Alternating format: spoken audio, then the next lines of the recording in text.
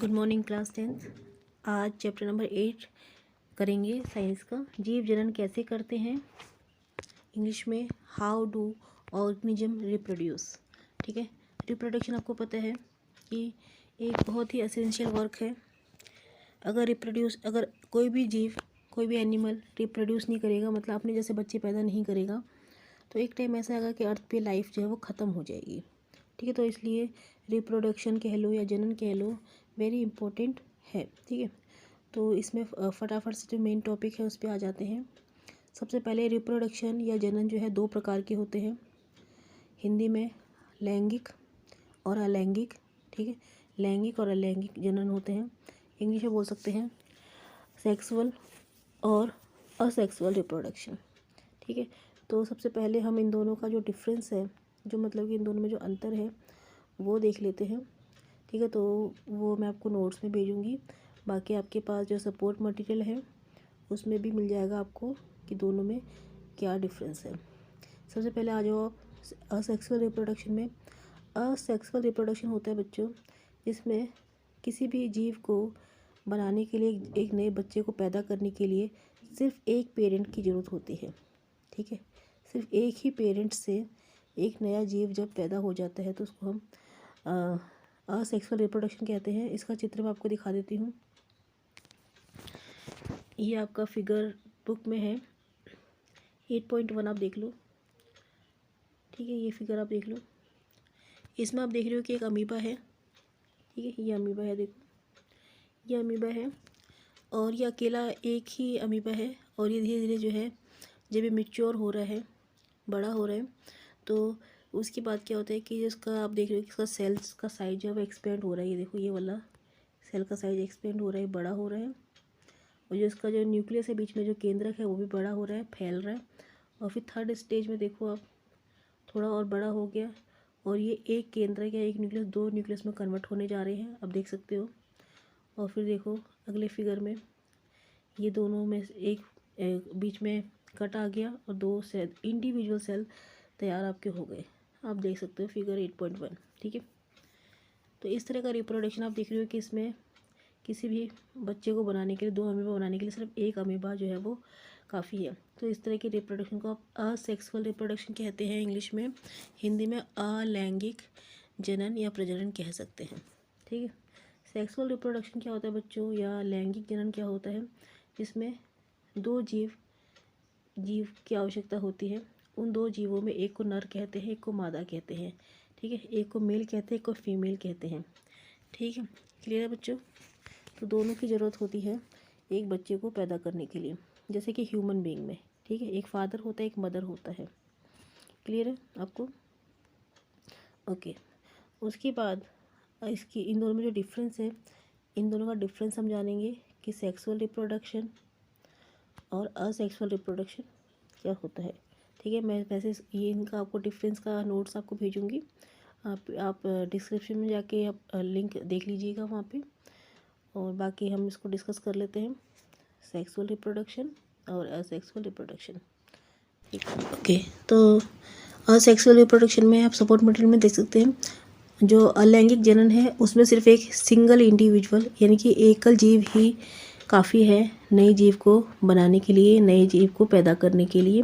पहला डिफरेंस। दूसरा है इसमें गैमेट्स आर नॉट फॉर्म, जो है अंडे जो है नहीं बनते।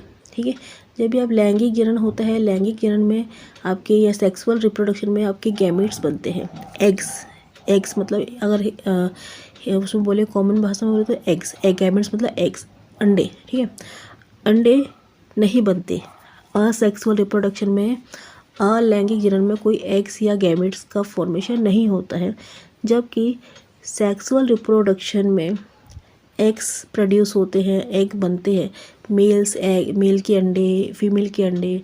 ठीक है, कई बार वो विजिबल होते हैं। आप बोलोगे अंडे तो दिखते नहीं है, कई बार एग्स विजिबल होते हैं, दिखते हैं, जैसे कि मुर्गी का अंडा है, कई बार वो दिखते हैं और कई बार वो अंडे नहीं दिखते हैं।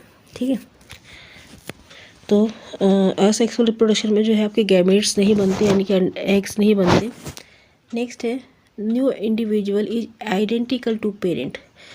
असेक्सुअल रिप्रोडक्शन या अलैंगिक जनन में जो बच्चा होगा बिल्कुल अपने पेरेंट्स जैसा होगा, क्योंकि उसी की कॉपी है, उसी की ट्रू कॉपी है वो, ठीक है, उसी की फ़ोटो कॉपी आप कह सकते हो। तो सेम टू सेम अपने पेरेंट्स जैसा होगा। जैसे अमीबा है, अमीबा एक अमीबा के दो अमीबा बन गए, तो वो सेम टू सेम होंगे दोनों के दोनों, ठीक है।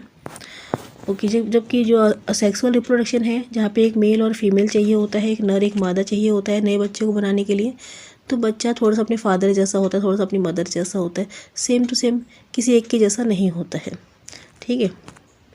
ओके, नेक्स्ट है आपका, it is extremely useful as mean of rapid multiplication. कि अगर मान लो कि आप चाहते हो कि बहुत स्पीड में रिप्रोडक्शन हो, तो असेक्सुअल रिप्रोडक्शन जो है यूज़फुल है। जैसे कि आपने देखा होगा ना कि अगर जो ये कहाँ पे होता है असेक्सुअल रिप्रोडक्शन, मोस्टली आपका जो छोटे जीव होते हैं, जो मतलब कि सूक्ष्म जीव होते हैं, वहाँ पे होता है। जैसे कि अमीबा, आपका जो भी कोई वायरस है, जैसे कोरोना वायरस की हम बात करते हैं आज के टाइम पे, ठीक है, कोरोना वायरस है, किसी भी तरह का वायरस है, बैक्टीरिया है, प्रोटोजोआ है, वहाँ पे ये बहुत स्पीड में, फंगस है, वहाँ पे ये बहुत स्पीड में जो है वो बढ़ता है। जैसे कि मान लो आपके पास एक बैक्टीरिया है, कुछ समय बाद ही वो एक बैक्टीरिया हज़ारों बैक्टीरिया में कन्वर्ट हो जाएगा। तो जहाँ पे रैपिड मल्टीप्लिकेशन चाहिए, जहाँ पे चाहिए कि एक बहुत ही जल्दी बहुत सारे बच्चे बन जाए, तो वहाँ पे असेक्सुअल रिप्रोडक्शन यूज़फुल है, वहाँ पे आपका काम आता है, ठीक है। अच्छा, और ये कहाँ जो असेक्सुअल रिप्रोडक्शन है या जो अलैंगिक जनन है वो कहाँ पाया जाता है? वो छोटे जीवों में पाया जाता है। छोटे जीव मतलब जो वायरस है, बैक्टीरिया है, प्रोटोजोआ है, फंगस है, इन जगहों पे आपका मोस्टली पाया जाता है। ये जीव जो है अलैंगिक प्रजनन के द्वारा, या इंग्लिश में बोल तो असेक्सुअल रिप्रोडक्शन से नए बच्चे को बनाते हैं, ठीक है। उसी के अपोजिट में सेक्सुअल रिप्रोडक्शन में आप देख लो, उसमें दो इंडिविजुअल चाहिए होते हैं, दो जीव चाहिए होते हैं, एक को नर कहते हैं, एक को मादा कहते हैं हिंदी में। इंग्लिश में एक को मेल कहते हैं, एक को फीमेल कहते हैं, नए बच्चे को बनाने के लिए। इसमें गैमेट्स फॉर्म होते हैं, ठीक है। अगर हम ह्यूमन की बात करें तो ह्यूमन में भी गैमेट्स यानी कि अंडे बनते हैं, गैमेट्स आर फॉर्म्ड। अगर हम फ्लावर की बात करें तो फ्लावर में भी एग्स बनते हैं, वो हम आगे पढ़ेंगे जब हम सेक्सुअल रिप्रोडक्शन या लैंगिक प्रजनन पढ़ेंगे, तो वहाँ पे आप देखेंगे कि एग्स बनते हैं, ठीक है। अच्छा, जो न्यू इंडिविजुअल होगा वो अपने पेरेंट्स के बिल्कुल सिमिलर होगा, लेकिन बिल्कुल आइडेंटिकल यानी कि बिल्कुल सेम टू सेम नहीं होगा। अपने पेरेंट्स के गुण तो उसके अंदर होंगे, सिमिलर होगा, बट नॉट आइडेंटिकल, बिल्कुल सेम टू सेम आप नहीं कह सकते, ठीक है। जैसे कि आपने देखा है कि एक बच्चा होता है, कई बार उसकी शक्ल जो होती है, शक्ल सूरत अपने फादर की जैसी होती है या मदर की जैसी होती है, और बिहेवियर जो है दूसरे पेरेंट्स के जैसे, मान लो कि मदर के जैसे या फादर के जैसे होते हैं। जैसे आँखें बाप की तरह है और जो नाक है वो उसकी माँ की तरह है, तो इस तरह से जो है डिफरेंस होता है, मतलब सेम टू सेम किसी एक की तरह वो नहीं होता। तो सेक्सुअल रिप्रोडक्शन में क्या होता है कि जो न्यू वंस है, जो नया बच्चा है, वो अपने पेरेंट्स के सिमिलर तो होता है बट नॉट आइडेंटिकल, बिल्कुल सेम टू सेम वो नहीं होता है, ठीक है। अच्छा, नेक्स्ट पॉइंट है, it is useful in generate more variation in species. अगर हम चाहते हैं कि जनरेशन में वेरिएशन आए, विभिन्नता आए, तो उसके लिए सेक्सुअल रिप्रोडक्शन या हिंदी में लैंगिक प्रजनन जरूरी है। वेरी इंपॉर्टेंट क्वेश्चन कि अगर वेरिएशन चाहते हैं, आप चाहते हैं कि चेंज आए किसी भी जीव के अंदर, तो कौन सा वाला रिप्रोडक्शन ज़रूरी है, सेक्सुअल कि असेक्सुअल? तो आप बोलोगे सेक्सुअल। असेक्सुअल में तो जो जीव है सेम टू सेम होगा। अमीबा जो आज से हज़ारों करोड़ों साल पहले अमीबा जैसा था, आज भी वैसा ही है। लेकिन अगर ह्यूमन की हम बात करें, इंसान की हम बात करें, तो हम पहले, आपको पता है चिंपैंजी से हमारा जन्म हुआ। हम चिंपैंजी हमारी जो है फोर फादर से, हमारे पूर्वज हैं, तो उसमें धीरे धीरे वेरिएशन आया, ठीक है। पहले हमारी शक्ल सूरत या हमारा जो मतलब बॉडी, बहुत सारे बाल हुआ करते थे, पूँछ हुआ करती थी, फिर ठीक है, फिर धीरे धीरे क्या हुआ कि वेरिएशन आया, जनरेशन टू जनरेशन वेरिएशन आया। कुछ पार्ट्स ऐसे थे बॉडी के जो यूजफुल नहीं थे, जिनका कोई काम नहीं था, तो धीरे धीरे वो डिसअपियर हो गए, गायब हो गए। जैसे कि पूँछ का धीरे धीरे कोई यूज नहीं रहा हमारी लाइफ में, तो वो पूँछ गायब हो गई। स्किन पे बहुत सारे बाल थे, तो उन बालों का भी कोई यूज नहीं रहा इन फ्यूचर, तो वो धीरे धीरे वो बाल भी डिसअपियर, गायब हो गए, ठीक है। ब्रेन, आप देख लो कि जैसे जैसे कि इंसान जो है डेवलप होता जा रहा है, नई जनरेशन आती जा रही है, तो उनका जो ब्रेन है, जो दिमाग है, वो डेवलप्ड है, ठीक है। जो आज हमारे पेरेंट्स है, उनको कंप्यूटर या मोबाइल की इतनी नॉलेज नहीं होती जितनी कि एक छोटे से बच्चे को होती है। तो ये सब क्या है, आपका वेरिएशन है, चेंज है, ठीक है। क्यों? क्योंकि कुछ नॉलेज फादर की है, कुछ नॉलेज मदर की है, तो बच्चे के अंदर डबल नॉलेज चली गई, ठीक है। तो इस तरह से आप कह सकते हो कि जो अगर वेरिएशन चाहिए, आप चाहते हो कि वेरिएशन आए, विभिन्नता आए, अच्छा चेंज आए, तो उसके लिए सेक्सुअल रिप्रोडक्शन, हिंदी में लैंगिक प्रजनन जरूरी है, ठीक है।